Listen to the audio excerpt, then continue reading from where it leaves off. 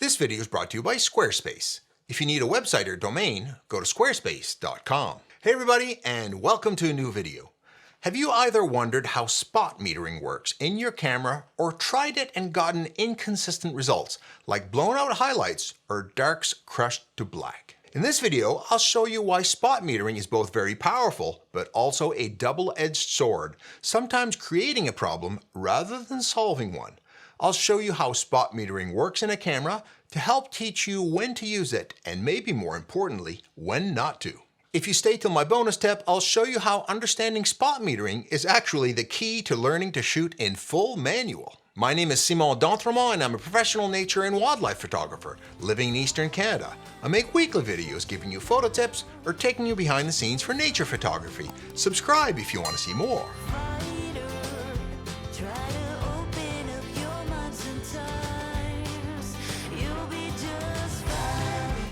Okay, the first thing we need to do to get a handle on spot metering is to understand what metering is in the first place.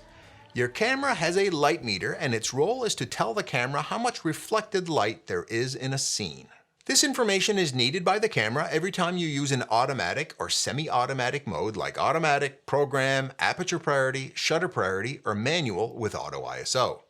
In all of these modes, the camera is changing one of your settings on your camera for you. Shutter speed, aperture, or ISO to get the photo at the right brightness level.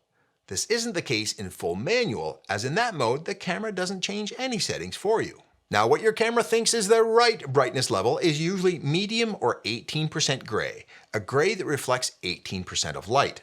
I say gray here because all of this is done in black and white.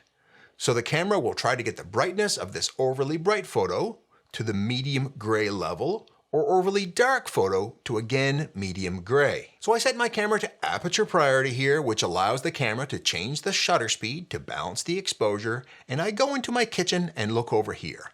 I have a white countertop and a black stovetop. If I take a photo of each, see what happens? The white countertop looks too bright to the camera, so it changes the shutter speed to make it medium gray. But if I take a photo of the black stovetop, the camera thinks the photo is too dark and brightens the photo with a longer shutter speed. If you look at these two photos and I crop out the sides, they both came out the same medium gray. Where metering modes come in, like matrix, center weighted, or spot metering, is you can tell the camera what parts of the photo to look at when taking a reading of the brightness. All of the photo, mostly the center, or just a center spot. I have a whole video on all of these modes and how they work, which you can see here if you want to learn about them all, but in this video I'm going to focus on spot metering. So in spot metering, the camera takes a reading from a very small part of the image, maybe 3 to 5%. You can actually test how big the spot is in your specific camera by pointing at a very bright light source with a sharp edge and seeing where the exposure gets impacted. Each camera brand may have different size spots.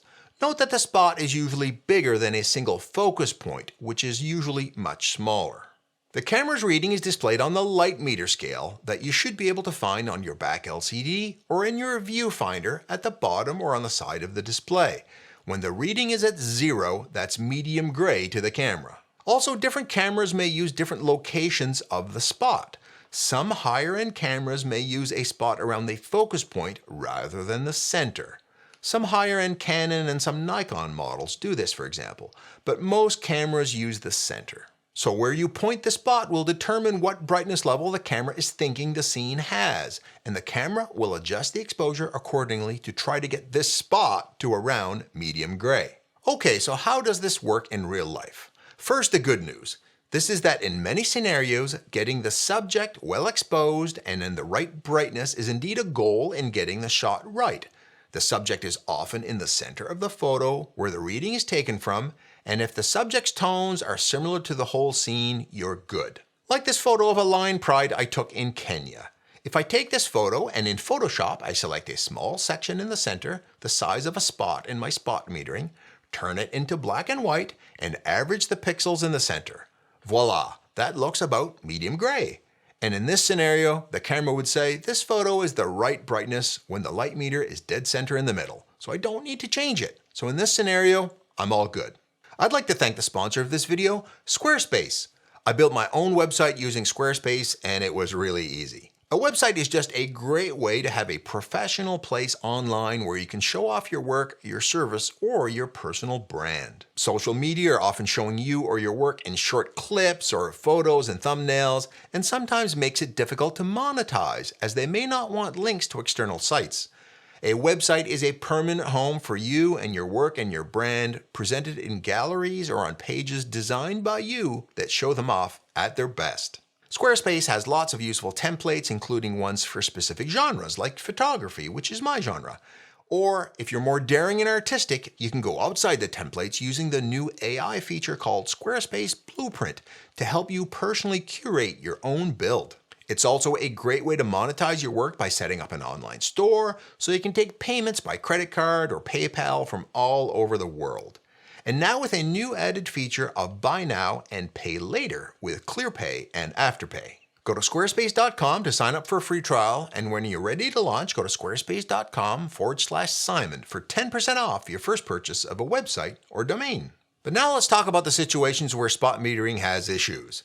First is, what if the area under the spot isn't the best place to take a reading from, as it's really light or dark and should show as such in the photo? Remember my white countertop and black stovetop that my camera made gray? None of those were actually gray.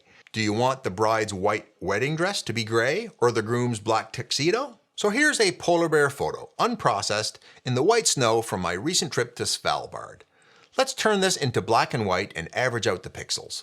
What did the camera do? It made the image medium gray. But the scene wasn't gray, it was white. Another scenario is where getting the proper exposure on the subject will not render the background like you saw it or wanted it shown in the photo. The main scenarios here are when the subject is much brighter or much darker than the rest of the scene. Take this green wing teal photo of mine.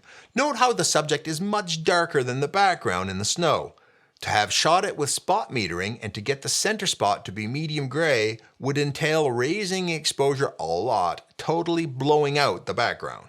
Or this white great egret against a dark background. Spot metering to get the center spot medium gray leaves the white bird gray and the already dark background almost black in some places. Now here's where the art comes in. Whether or not these scenarios are problems for you is up to the photographer. You need to decide if sacrificing the background in order to properly expose the photo and the subject is okay, or even desirable. So in this shot of a bald eagle, to get the subject properly exposed, the whites need to get really bright, almost slightly overexposed. Even on the subject a little, like right here. Is this world ending? That's for you to decide. This sandpiper photo of mine has pure whites in it, and several people have this hanging on their walls at home. They don't care. Or this photo, pure blacks. Don't let anyone tell you you can't have pure whites and pure blacks in your photos. It's your art, you do what looks good to you. So what do you do when these issues start popping up, like blown out backgrounds or subjects coming out the wrong brightness? One is to switch to a different metering mode than spot, such as matrix or evaluative, that takes the whole scene into consideration. If I shoot this hippo with spot metering, I'll properly expose the subject but blow out the water. But using evaluative metering that takes the whole photo into consideration, the water is preserved, even if the subject is a bit dark. But what I can do now that the water isn't blown out is that I can show off the beautiful sunset that was being reflected and end up with this instead. Another solution is to use exposure compensation, designed specifically for this reason. Look for this icon on your back LCD or maybe on a small window display on the top of your camera. This tells your camera to adjust the exposure away from medium gray to a new setting that you tell it to. If you move the light meter right, you will make the image brighter. 1, 2, 3 stops. Moving left then makes the image darker. 1, 2, 3 stops. On a DSLR, look at your image on the back LCD after you've taken it and see if you need to adjust it. Move the exposure compensation until you get the right brightness. On a mirrorless camera, you have the benefit of seeing your actual exposure in the viewfinder. I have exposure compensation programmed to a handy dial right here so I can adjust it quickly and on the fly without even taking my eye from the viewfinder. With time and experience, you'll learn when you need to use it, even before taking a test shot. Black Raven, 5 clicks left. White Polar Bear, 6 clicks to the right. So here, photographing this polar bear, the camera wants to darken the snowy landscape and white subject close to medium gray. So what I did was add 2 stops of exposure compensation to bring the brightness levels back up to white from gray. I checked the histogram to make sure I wasn't clipping on the right-hand side. A third technique to use when spot metering isn't working very well for you is to program an exposure lock to a button. Using this technique, you pick a different part of the scene than your subject or the center of the frame and press the exposure lock button to take a reading there and then recompose to take the photo. That way, the brightness of the center spot doesn't matter as you've taken the reading from somewhere else. And I promised you a bonus tip, and that's how to use spot metering in full manual. And you may be saying, but you said earlier that metering isn't used in manual. That's true, but there's still a trick you can use even in an older DSLR. The challenge with manual for many people is they don't know how to adjust their settings to get their brightness level correct. The trick here is that your camera light meter can tell you. With your camera on spot metering, point your camera's central spot to a part of your scene you think is close to medium gray. Again, this is in black and white, so don't worry about color. Grass or someone's clothing that looks medium gray. Then adjust the settings until the light meter reads 0. You've just manually set your camera to get a medium gray exposure, but in full manual. Now just take the shot. If you were intrigued by the whole idea of using exposure compensation, I have a whole video on it, which you can see right here. And I hope you can use this information to go out the very next time and get your own unique and amazing photos. I know you can do it.